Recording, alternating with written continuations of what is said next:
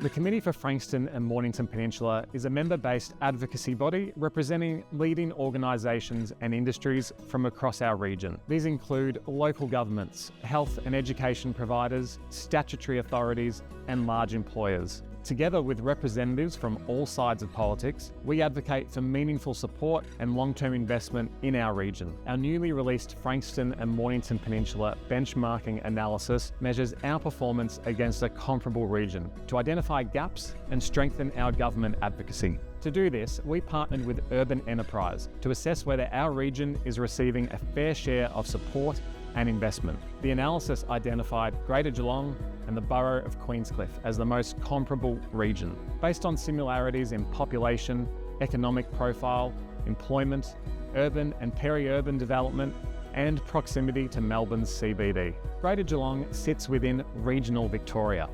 It is Victoria's second city, and it's experiencing significant population and economic growth. Frankston and the Mornington Peninsula sit within metropolitan Melbourne.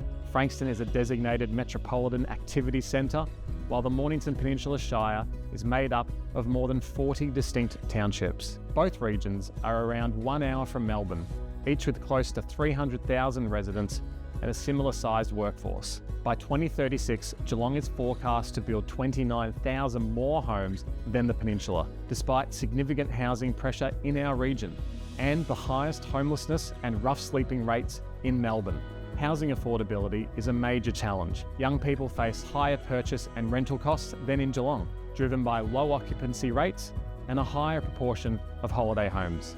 As a result, people aged 18 to 35 are more likely to leave our region because of housing affordability, limited public transport, and fewer local education opportunities. As a result of this, the exodus of young adults is contributing to local workforce shortages across healthcare, education, construction, tourism, and hospitality. Both regions include significant pockets of disadvantage, despite perceptions of affluence across parts of the Mornington Peninsula, particularly along the coast. Communities like Capel Sound, Hastings, and Frankston North are often overlooked for targeted support due to the assumption that the region is uniformly wealthy. The report also found that Frankston City is overrepresented in criminal incidents and family violence compared to Geelong, impacting community safety and social outcomes. Both regions contribute a similar economic value to Victoria, generating around $28 to $30 billion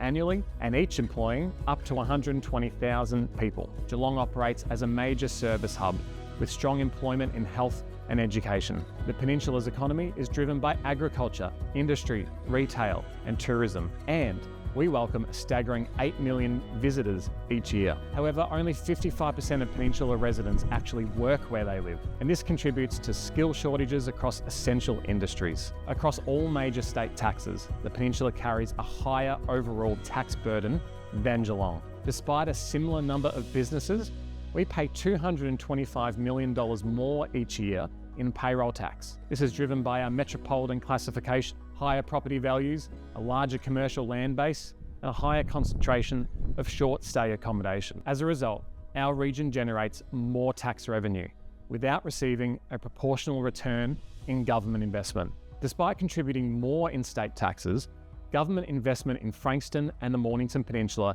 continues to be left behind Greater Geelong. Analysis of the last 3 Victorian state budgets shows $4.2 billion invested in Greater Geelong, compared to just $1.8 billion invested here.